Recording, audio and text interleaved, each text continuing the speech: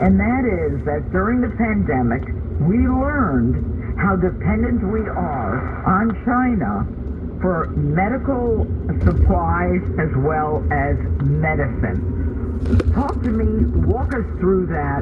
What is that about? This is really a big danger, and right now we can see it because China is playing hardball, Judge. It's not just about tariffs and the global economy. They are really trying to put our lives and our society at risk. So right after Trump rolled out his initial tariff, China hit back, not with a tariff hike. That would be just a tit for tat like the other countries did. No.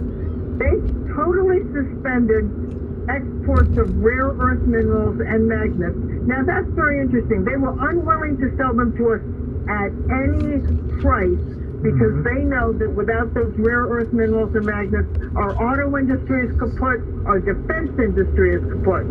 Now what's next? Cutting off our medical supplies. And this is what you're getting at, Judge, because the fact is that well over 90% of our generic drugs originate in China. And our masks and our nitrate gloves and our blood pressure cups and all the materials we need literally to stay alive in hospitals. And you're right, we learned it during COVID because at the very beginning of COVID, when Donald Trump started calling it the China virus, what did China do? They nationalized the 3M mask plant and cut off all shipments of masks to the United States, like a warning bell. Yeah, and when they cut off those shipments of masks, what happened was we found that we were not in a position to provide them. And in addition to that, the amazing thing is that, you know, Mr. Genius, who I think should be indicted, Anthony Fauci, you know, he had no provisions. He had nothing that he had prepared for. There were no masks in the NIH. There was literally, although he predicted in 2017 that there would be a pandemic, he actually predicted it. He didn't prepare for it. You know, so we were reliant on China for masks. We are the greatest country in the world, and we rely on them for masks and medicines as well. Why doesn't the United States make its own medicine and masks? Dr. Betsy McCoy? Right. We should be making our own medicines and masks. The irony, the shocking irony that antibiotics are totally sourced from China. Can you imagine if our Army and Marines were on the ground and needed antibiotics and we couldn't get them because China cuts them off? That's the end. You can't survive in this world without antibiotics. So we have to start producing these goods here. And really it's shocking after what we learned during COVID how irresponsible the Biden administration was. And during Trump's first term as 45, he set up something called the Strategic Active Pharmaceutical Ingredients Reserve, like a big warehouse for all of the medical things we would need, right? When Biden left office last November, it was only 1% stocked. Yeah, what a shock. What a shock. So what is it about certain medicines, or is it our inability to manufacture? Is it that there isn't any benefit from the government to produce medicines? Is it an intentional reliance on China is certainly not an ally? And also, why is it that we put ourselves in this vulnerable position after what we've been through with COVID? Yes, you wonder, what are all those bozos in Washington doing, Judge? What are they doing? All those members of Congress, all those people in the Health and Human Services Department, what are they thinking? They're not doing their job.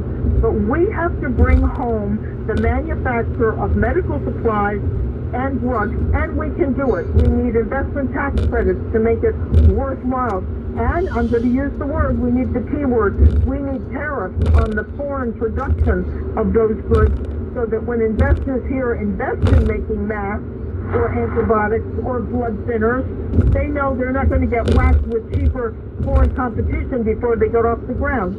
So we have to make it a design. We have to have an industrial policy to make our nation self-sufficient in these life-saving products. And actually, I think we can do it in upstate New York. The whole swath of upstate New York that was once devoted to things like producing cameras and Chinaware and other things. Rochester, is that what you're talking about? That's right. We can turn that into the medical supply capital of the nation. Mm-hmm. But in order to do that, I mean, we've got to bring that kind of manufacturing here with, as you say, all of the incentives that can do that. You know, this is a national security problem, Betsy McCoy. Very much so. And you know, the kind of nonchalant attitude where, you know, we rely more on China for pharmaceuticals than anyone else is a very frightening, and it's stupid. How's that for a simple word? And the list of drugs that are made in China, I mean, when you go through the list, it's unbelievable, the drug list of things that are created and made in China that we are not, you know, creating here. So what do you think in the end is going to happen? What's going to happen with the tariff problem? And, you know, China's smart enough to say, we're not going to raise the tariffs, we're going to just not send you the stuff that you need. Who wins this thing? China can't win a trade war, a tariff war, because unlike the United States, which has a huge domestic market, a market every other country in the world wants to sell into, China doesn't have a domestic market. Those people in China are so poor they can't buy the huge amount of goods that the manufacturing plants in China are spewing out. They're all for the export market. So when President Xi says, oh, there's no winners in a trade war, sorry, there are winners in a trade war. The U.S. can be a winner in this trade war, which is very different from how Trump is dealing with the other countries. Those are our friends, our allies, and he is tiptoeing around, reaching deals for comparable tariffs. You do this, I'll do that. He's making nice. But with China, I do believe we have to play hardball, because they're not in it to be a fair trading partner. They should never have been admitted to the World Trading Organization.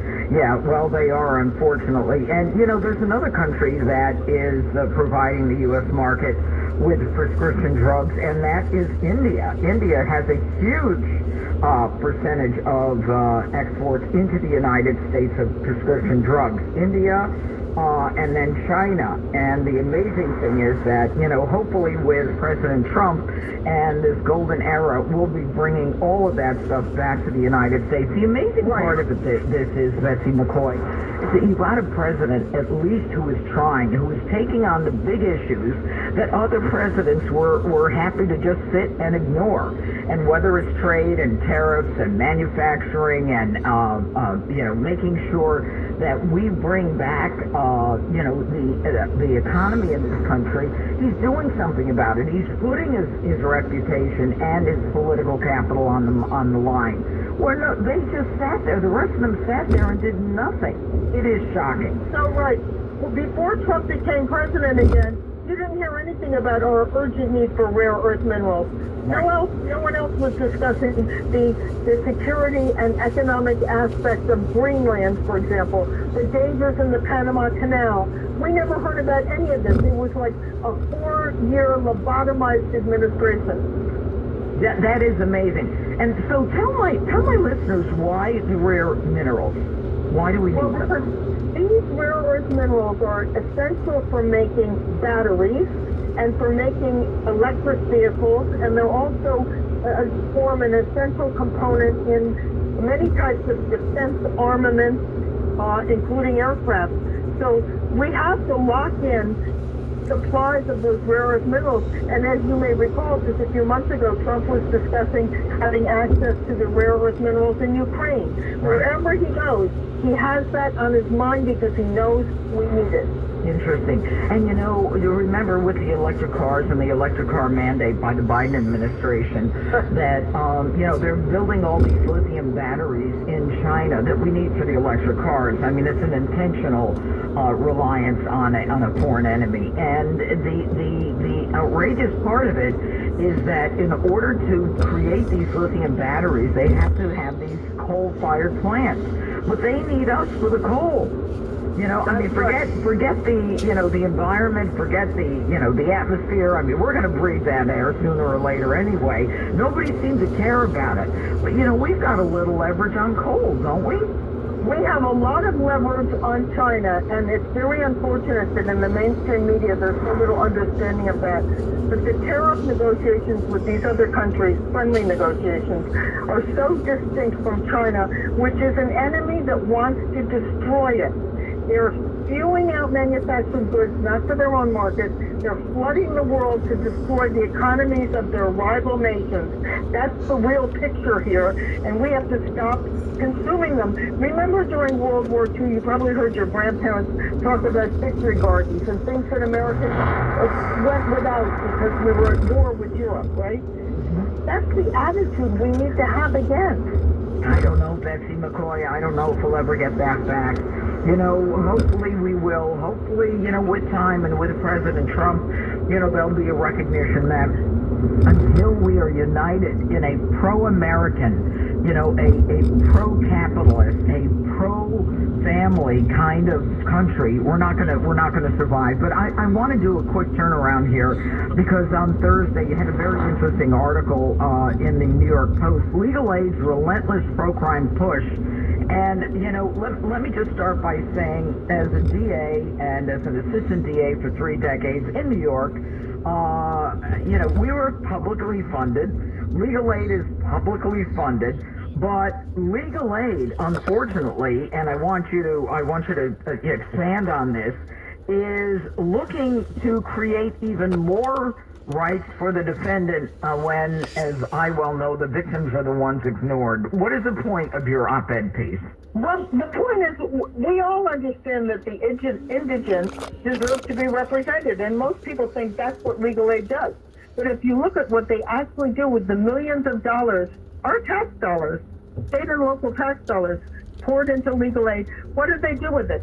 They're up in Albany lobbying the state lawmakers. They're before the city council lobbying those lawmakers, and they're filing class action lawsuits, all with one goal, to make it easier on the criminal, to change what they call the legal landscape so that criminals have more rights and police have no ability to fight crime. And let me give you an example. Right now, the Legal Aid Society is demanding that when police apprehend somebody for shoplifting or what they term a low-level crime, it's not low-level in my book, but a low-level crime, they don't want that person arrested anymore. They want for that person to just get a ticket, like as if you ran a red light, right? A summons to appear at a future date. Well, that's preposterous. First of all, if you don't bring them in, you have no opportunity to figure out whether they're already wanted for a more serious crime. Yeah, you can't print them and mug them. I mean, what's the point? It's like a parking ticket. Here's a ticket. See you later, maybe. And you won't see them later because I've looked up the state data and they appear less than half the time. So you're really letting them off totally. You're just decriminalizing shoplifting. Well, and that's what legal aid does. Yeah. You're gonna smile when I tell you this one. Legal Aid had the gall to demand that the NYPD turn over photographs, addresses, and tax ID for every active duty officer. They wanted to create a mug book. But instead of a mug book of perps, a mug book of cops so that their clients can go through and complain about the cops and identify them. Even Judge Arthur Engeron, remember the fellow who presided over the Trump trial? Yeah. He even ruled against it. He said that's like putting a billboard in Times Square and a target on every police officer.